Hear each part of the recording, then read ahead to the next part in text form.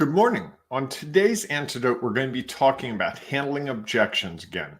And today we're going to be talking about those people, you know them, maybe you know one real close to your heart, who's just looking, just kicking the tires, seeing what's out there, not really sure what they want to do.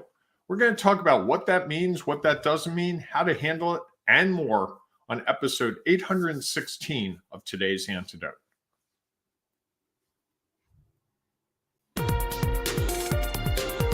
Stay tuned for today's antidote, brought to you by the Renegade Success Network. Today's antidote features a healthy dose of thought-provoking insights and information for business owners, entrepreneurs, leaders, and nonprofit professionals. Each day since March of 2020, this program has offered that one thing to help you continue on your own unique pathway to success. And now, Renegades, we bring you Bob Graham and Tom Brush. Good morning, Tom. Morning, Bob. How are you today? I'm good. I do like this standing desk. It's so much better when I can dance a little bit, get my hips moving early in the morning. Have you ever, I guess you did early on, you had a standing desk that you were using. I did for a very brief period of time. Yes. Yeah. I didn't think it was for very long. Interesting. The new Bob. Yeah. In the new place. Bob, that's right. With a new standing desk. Look at that. That's right. I can dance. Who'd have thought? Oh, boy. Oh, sorry. Getting some feedback. I apologize. That might be a little scary. So, we have too much dancing from Bob. Too much dancing. I was doing too much dancing and not enough of what I need to be doing to make this all work really well. So I'm doing what I need to do to make it all work really well. Now. Fair enough. Yeah. All right. Well, then I'll do a little intro. I'll give you a minute or two to figure that all out. Okay. That sounds great. Thank you. Good morning, everyone, and welcome to today's Antidote, our daily broadcast and podcast. Each weekday, Bob and I get together and have a conversation around a topic. This week's topic is around handling objections. And since the start of the year, we've been talking about your pathway and all the things that happen along the pathway. For the last month, we were talking about the support that you get from various people or groups.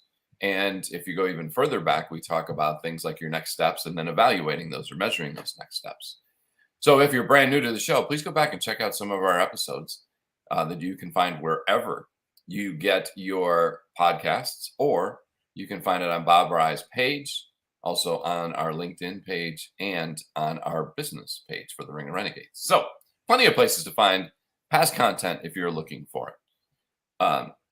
And as we go through that conversation, which we're going to be talking, as I said, handling objections, and those people just looking today. I love to just look. And as we go through that conversation, if you have thoughts or ideas that you would like to share, please feel free to put them in the comments, because we know that'll add value to our show. And at the conclusion of that conversation, Bob and I will each offer our one thing, our today's antidote. That thing that we hope will help you figure out how to take your next step when you might be uncertain, a little lacking in confidence, overwhelmed, frustrated, and just not sure what to do, because you're getting a lot of objections and around people saying, well, I'm just checking it out. Or I forgot about the phrase that Bob used in the opening. I'm just kicking the tires. I like that phrase. And so we will share some thoughts and ideas, a thought or idea around that. And of course, if you have a one thing that you would like to share, please feel free to put it in the comments. Your one thing might be exactly what someone is looking for, and you say it in a way that they finally actually hear it, not just have someone say it to them. So please feel free to share your value.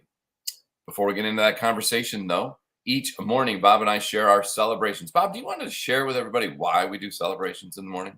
I would love to, Tom. So celebrations are our chance to figure out, just to take stock, I think, of what we've done. And you and I are real strong proponents of not judging or celebrating the results as much as the steps we take. So, for instance, my celebration today is going to be around the fact that yesterday I started doing something that I've been putting off for a while, something that you and I are supposed to be doing that I was not doing very much of. And so the results of it, mixed. However, the fact that I started doing it, I'm celebrating the fact that I really committed to doing something. I built it into my day. And that step will lead, hopefully, as we planned it, to what we're trying to achieve. But even if it doesn't, it'll drive us closer to understanding what we need to do. So I'm celebrating the fact that I took that step, not the results, because if I celebrated the results, there's really nothing to celebrate. But the fact that I took a step that, for whatever reason, was difficult for me is worth celebration. And I think we can celebrate results just for not too long. Because they are what they are. I mean, it's great when you get results that you were hoping you might get.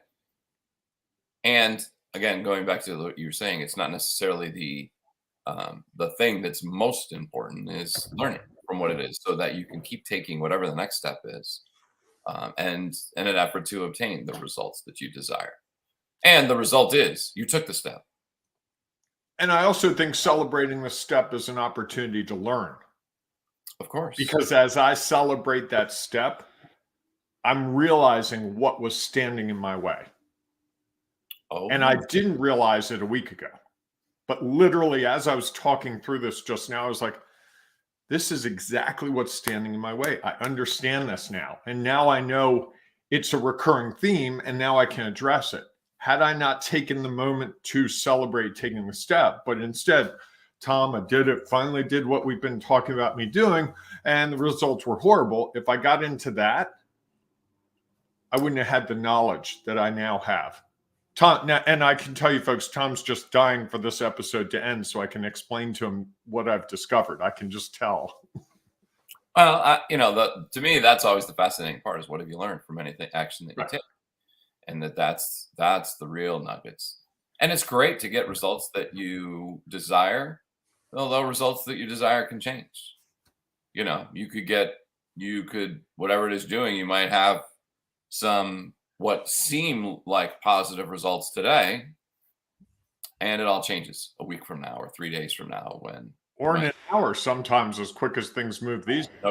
No doubt. So there are lots of things that can happen with that. Well, congratulations on taking that step. Thank you. What are you celebrating? So I am celebrating that, one of the things that I talked about at the start of the year is I was getting ready for my lacrosse season. Some people know I officiate girls and women's lacrosse, and just a lot of running. And, one of the things I talked about myself this year was I was going to stretch more. I was going to go to the chiropractor, and I was once a month going to get a massage. Well, so far, I have not done what I had planned, except for last week. I've done a little bit of stretching. I want to do a lot more. I have not seen the chiropractor. I want to do that. Although last night I went and got a massage, which was, it was great and it was painful all at the same time. Clearly, I knew that there were some trouble areas, and I identified some other ones that they're a little sore today. Although it's kind of the good sore, it's that sore after like a workout or whatever that you're like, it feels good that I did it, and it's a little sore, and that'll get over, and hopefully that's all part of the process to getting better. So now I'm trying to, like you, figure out how do I understand? I'm quite sure what's standing in my way, except maybe scheduling those things for some reason. So you do this to me all the time. So I'm going to do it to you. All the time? Yes, all the time. Okay. I choose my words carefully this time. What is the next step for you on this process of honoring what I believe is your real commitment? Is it a real commitment to going to the chiropractor, stretching more? Absolutely. Okay, then what's the next step? So here's the thing, and I almost kicked myself. So as I'm walking out, they were like, would you like to schedule your next appointment? Out of the massage. Out of the massage. Okay, but that's not the chiropractor, and that's not stretching. No, although it's part of the process, right? If part of the process was to get to the chiropractor, the massage once a month, if I don't know why I didn't, I would have scheduled. They said, would you like to schedule your next appointment? And I was like, no, I'll do it online. And I was like, why would I walked in? I was like, well, why did I say that? I could have, although I didn't. Turn around and walk back in and schedule the next one. And so that's the next step, is to get those things. Probably the next step is to look at my calendar, clear the dates and times, and then schedule them. Isn't what you just did with your masseuse the same thing as just looking, not Uh, taking an action? well, And except in your case, clearly it's an action that has value. I took the action. I But did. the next action, right? So the example I would give is the reason the phrase kicking the tires comes up is because someone goes to the car lot, often the used car lot, looks at the cars, doesn't want to talk to the salesperson, just wants to kick the tires, make sure the tires are okay on the cars, check them out, not interact with anyone. I'm just looking. Now, the salesperson's, who comes to a car dealership to just look for a car? I've never just done that on a Sunday afternoon just for giggles. Usually I've looked for a car when I'm thinking I might need to buy a car. And most people are that way. Well, I think they are contemplating it.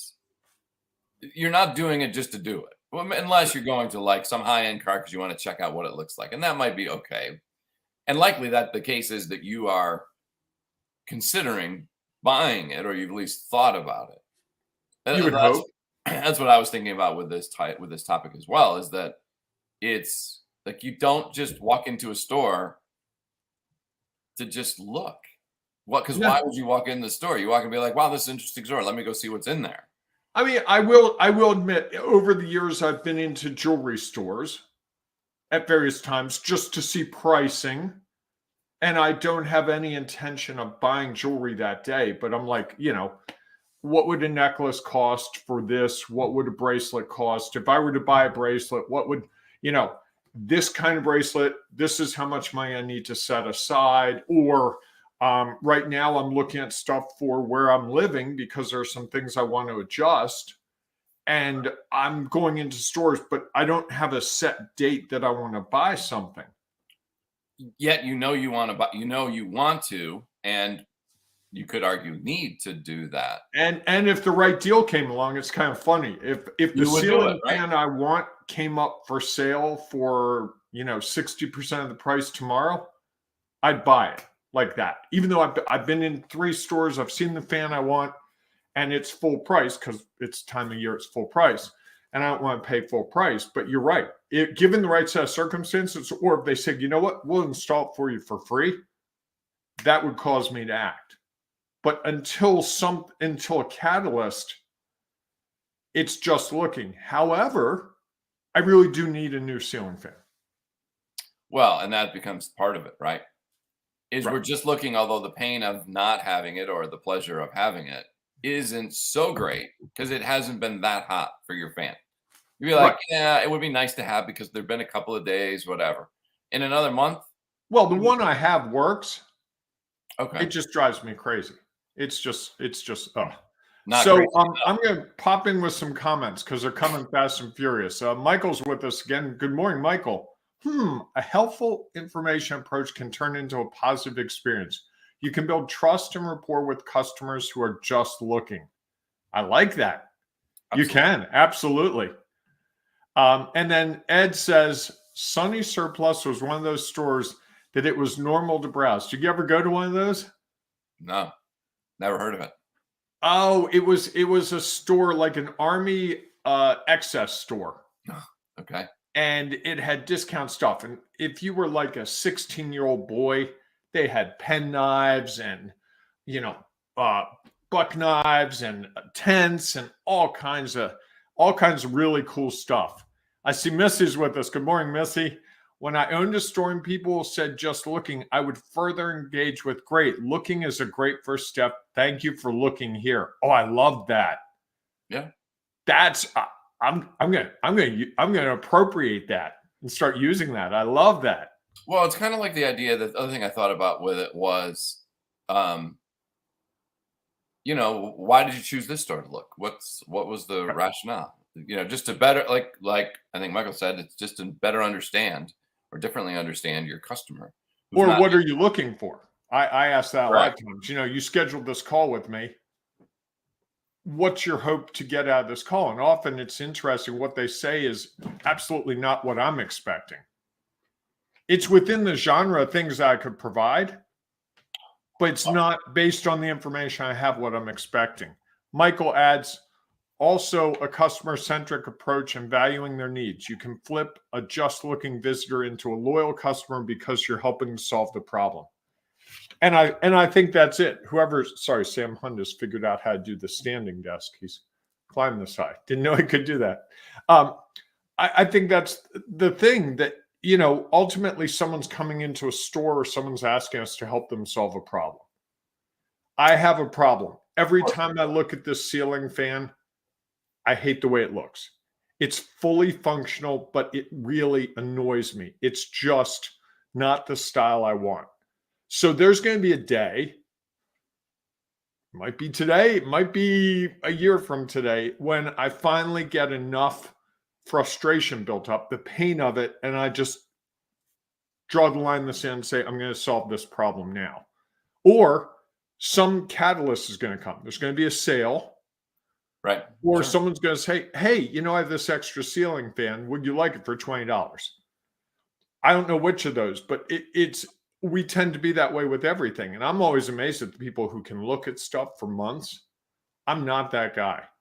That's not me. I know you're really good at that. I am. I like doing that. Man, and once I get to a certain point, it's time to buy for me. The only thing I've never bought that I keep looking at is, believe it or not, cowboy boots. I've wanted a pair of cowboy boots for probably 20 years. So why haven't you ever bought them? I have no idea. But literally, if you asked any person who's spent any time at all with me, they would say, oh, geez, here he brought up cowboy boots again. It's like bots 2 years ago. How many times did I bring up bots, right?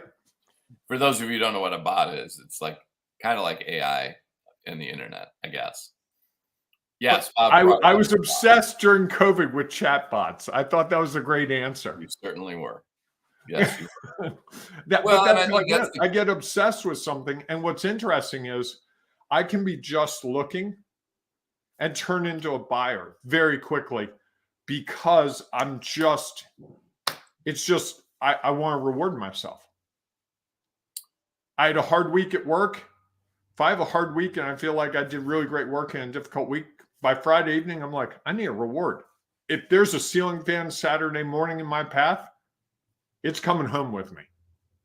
Well, and I wonder if the more you start thinking about it, the more you'll be like, why haven't I just bought this? Because I think right now, it's all I can do not to check the prices right now as we're speaking. Because I think what happens is the more you start thinking about it, the more you start feeling the pain of whatever it is that's making you look in the first place. And the potential pleasure. And the potential, of course, the potential and how you go to change that from pain to pleasure. So Michael says, here's an interesting point of view. Just looking is like saying, I'm here for the free air conditioning and to escape the heat. Double bun in resolution. I'm not sure. I don't follow the last part of it, but I think there are times, there's no doubt. Although I would ask, like, why did you pick this store for the air? You could have picked any store, probably if it's the summer and you're at a beach or you're somewhere and you're like, oh, I just thought I'd pop in because it's getting hot out there. Why this store? There's a million stores. Why'd you choose this one? Right. Because I think there is a reason, because we actually have some interest in whatever it is. So if you were going along the stores and there was a fishing store and a bathing suit store and a cowboy boot store and a sneaker store, you're likely going to pop into the cowboy boot store. You don't know me very well. But okay, sure. Well, First or second choice. Didn't you just say that you're obsessed with cowboy boots? I am, but here's the crazy thing. I've never tried on a cowboy boot, and I've never been in a cowboy boot store. Never once. I've looked online. I know what I want to buy online. Yeah. But Fair. I've got 20 pairs of shoes. It's the shoe thing. I am. And if I bought a pair of cowboy boots, I'd never wear, this is the problem with shoes, Tom, like watches. You can only wear one at a time, and ties and socks, one pair at a time. I seem to like buying clothes, and I seem to like buying clothes that you can only wear one at a time. I really want to bring back the whole idea of wearing 2 or 3 watches at a time. I think that'd be really cool because I've got a couple of really pretty watches and lots of socks. Well, at least with socks, you get to wear them I'm hoping you don't just have one pair of socks that you wear all the time. No, but I work at home most of the time, so I don't even wear socks. So Ed says, on the other side of the coin, customer walks in with a job and tells me, all you have to do is blank. Soft skills kick in every time, even though it's aggravation knocks first. So it's about developing that relationship. And the person who's just looking could become the customer. I've seen this happen where if you're the person who takes the time to help them through that just looking phase, if you're at that car dealership and you're the person who says, oh, I see you're looking at all the cars with, sunroofs. Have you ever had a car with a sunroof? No. Oh, what makes you interested? I just think it would be really cool. Oh, would you like to go try one? Take it out for a spin and see. Well, suddenly, just like with me with cowboy boots, if I walk by a store with cowboy boots, they're like, hey, sir, do you want to come in and just try on some cowboy boots? We have your size. That would actually move me much more towards buying cowboy boots than anything else. Well, I think that's the thing, right? Is it's not about selling. No. It's about how do you like build a relationship with this group, and sometimes that relationship is letting them just wander. Right. There's a store that I go into all the time because I like looking at clothes, and it's a store I bought a ton of clothes from, and because I go in there and they don't bother me. So I get to look around and whatever. And I think that if there was someone who was just regularly looking in your store, I'm just looking. Well, you're talking about Walmart, right? No, okay. I'm not. It's a little more local store. Okay. Although it is regional. And I think it's just, if you notice somebody who's looking all the time, likely if you give them the space to look, start to get to know them more or help them, even though you don't necessarily get the sale today, there's a pretty good likelihood that they're going to become, like I am with this store, a very loyal customer. And I think that's the opportunity when going back to what we talked about earlier about results, is the result in the moment. You might say, that person just walked in and they're just looking. Yeah, that person. And if we treat them like that, likely they're not going to come back looking again. If we allow them to understand that, we maybe didn't get the sale or the commission today, they're going to keep coming back and just looking because they feel comfortable looking here. And likely there's the opportunity that down the road, they are going to become a very loyal customer because you allowed them the space to do that and didn't feel like you were pressuring them into a sale. Like, have you ever walked into a store and you felt like you got pressured to a sale? What's the likelihood you're going back there? Michael clarifies for us. Sorry meant double pun meaning. Don't pressure customers to buy. Instead, focus on creating a lasting impression of into the cold from the heat of the moment. Yes, the air conditioning. Yes. And I think the thing to me that I've had to learn over the years is not to be selling. I'm never selling. I'm trying to help someone identify and hopefully solve a problem. And believe it or not, I think identifying the problem is probably the most important skill I've developed in terms of asking questions to help someone realize what the problem is, because my issue may not be the ceiling fan. Correct. I hate the ceiling fan, but maybe it's not that I hate the ceiling fan. I hate its location. Maybe the ceiling fan is perfectly fine and it's the paint on the walls that's driving me crazy. And if someone said to me, well, what's your long-term vision for this space? I want it to look more modern than it looks. It looks like an 87-year-old woman lived there. I want to make it look more modern. And someone might say to me, hey, if you change the paint color, that might get you where you want to go, and you could keep the ceiling fan. That person who would say that to me would be the person I go back to buy the ceiling fan, to ask their opinion about paint color. I might even invite that person to my place and say, hey, instead of let's not do this theoretically. Could you come over and take a look? I'll pay you to help me figure this problem out, because it's a problem I can't solve on my own. Correct.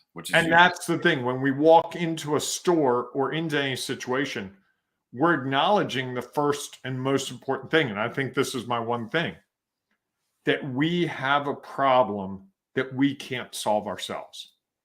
Just looking is the signal to the person doing the looking and the person who's being looked at that there's a problem. And so often I find that the problem I think I have is not the problem I really have. Just like this thing I figured out over the last 24 hours, I thought my objection was one thing to what I wasn't doing. Now I realize it's completely something different. And so as we discover that, that's the opportunity. And I would encourage anyone, I'm thinking of the people that I've bought from, various services, various things, they're the ones that solve the problem. They're the person that I would go back to. I think of a certain lawyer that we know, that I would go back to that person because I trust that person. They're not going to steer me wrong. I bought a couple of cars from a guy. He never steered me wrong. He would say, that's not the car. Oh, really? Why not? Just trust me. You're not going to like that car. You like this. This is not that. I know it looks like it. I know the paperwork says it's that. It's not. Sure. I was like, oh, wow, thank you. And he turned out he was right. That's the thing is, the more you get to know somebody, the more you get to understand. And it's fascinating. As I was just thinking about this and thinking about what could the person at the desk of the spa I was at yesterday done differently to actually get me to book that appointment. So when I walked out, I was just playing this back through. And I think this is the opportunity, because like you said, just looking is like, it's really just looking ... Just really, I'm just looking because I really like the store and I want to see what's new. Oh, cool. Let me show you. Are you looking for what's new? Or are you looking for something different? So when I walked out, the person said, how did everything go? And I threw some, great. It was great.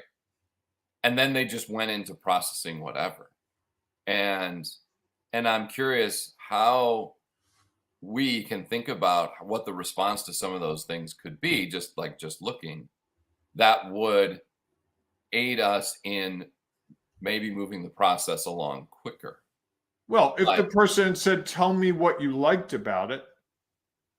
Oh, I see you were with Susan. Right. How was Susan or whatever? What did you like about Susan's approach? Oh, I really like the fact that, she kept quiet the whole time. Oh, wow. I'll tell that to her. Susan's available in 3 or 4 weeks for another appointment. If you'd like to have some more quiet time. Now you're solving the problem, and you're solving it the way you want. And sure. I'm going to jump in with this, Tom, because I love my words of affirmation. Oh, boy. Ed's with us still, and he says, Bob, you nailed it. Problem solving. Yes. And because I'm standing, I can do the happy dance. We might have to go back and get him a really good chair. Thank you, Ed, for making Bob's day. There is no doubt that will Tom's drive got him. A couple hours with me today, so yes. All right. You owe us to one thing. No, I think that was mine. Was that how could you? Just looking is actually an opening. That if you have the opportunity to take it, and not just feel like it's just somebody kicking the tires and that's not worth my time. Likely, maybe that's what they're looking for. And it's also helpful to have an understanding is that just looking, and it doesn't have to be the answer what, it could just be, oh, okay, great. Is there something in particular? oh, you know what? We're going to have a sale on that in 2 weeks. Oh, interesting. Well, maybe I think that how do we take that information and realize that the result we wanted, somebody walks in or calls us or takes our business card and they're not buying supposedly at the moment. And how do we not take that immediate result and have that determine how we then interact with the person, which likely would have a significant impact on the next time that person, whether there is a next time, comes back in and is maybe further along the looking process and maybe getting ready to buy, and the results could be different. Can you think of someone that was just looking that you could go back to and talk to today? Sure. Because I can think of someone specifically. I'd be curious if you and I did that, what we might discover by tomorrow. Well, I think that there's the opportunity of continuing to stay in front of people. And I have a client today that for about 2 years, they were pretty much just looking. They've been saying to me, oh, yeah, geez, I need some help. And I'm sure you could help our organization. And, and then I would see them for a little bit. And then they'd call and ask me to do something. I'd be like, yeah, I'm happy to do this, whatever. And I think it's that the ability to be okay with whatever the result is and just how do I learn from it. And that understanding that this is what they're saying, which, I mean, sometimes people say that and they never buy from you, hire you, right, take advantage of your services. Or the cowboy boots fall off the plate. Fall off the priority list. For another 3 months, and then it comes back and they go away and come back. Yeah. Right. And it's been 20 years easily. So I think that would be my one thing is that going back to results can change. And they may be just looking today, yet how you treat them today will likely have a significant impact of whether they come back again and if they move from someone just looking to someone who's ready to buy. I like it. Michael adds one more comment. Yes, agree. Just looking is an invitation for support and help. I like that. Yeah, it really is. And I think that's, if there's a lesson to be had in the just looking, I think that's it. I think so often the just looking person is forgotten and discarded. They'll never be back in my store, but I'm amazed how many times I've been traveling, gone into a store one time, just looking, window shopping, and then 3 months later, I'm online trying to figure out how to buy something from there that I saw there I've never seen anywhere else. And it's like, I've got a little extra money. I'm going to call that place up. Hey, can you ship it to me? And they go, yeah, when were you in here? Oh, 3 months ago when I was in town. Right. Yeah, I think it's great. Thank you. Let me see if I can go through this. Missy, Michael, Ed, appreciate your comments and your thoughtfulness in this. Really do. Absolutely. And of course, if you have a one thing, please feel free to add it, even if you're listening to the recording or you're on the podcast where there's not an opportunity to share your thoughts and ideas. Please come join us in the Ring of Renegades Facebook group. You can share it there. And while you're sharing your value, which might be exactly what someone else is looking for, you might find some value, even though you might be just looking, that you can take advantage of. And it'll help you take your next step along your unique pathway to success. So we look forward to seeing you inside the Ring of Renegades Facebook group. If not, we will see you tomorrow morning, 7 a.m.-ish Eastern time for our next episode of Today's Antidote. Hey, whatever you do, embrace the renegading you. So worth it. Even if they're just looking, be a renegade and ask them a question. I like that. All right, everyone. Go out and enjoy your day. We'll see you soon. Thanks for listening to Today's Antidote, powered by the Renegade Success Network. The Renegade Success Network helps you confidently create your own unique pathway to success. To learn more about the Renegade Success Network and how you can take your next step, follow us on Twitter, connect on LinkedIn, or join the Ring of Renegades Facebook group. For full details on how you can join our community, go to renegadesuccessnetwork.com. Embrace the renegade in you.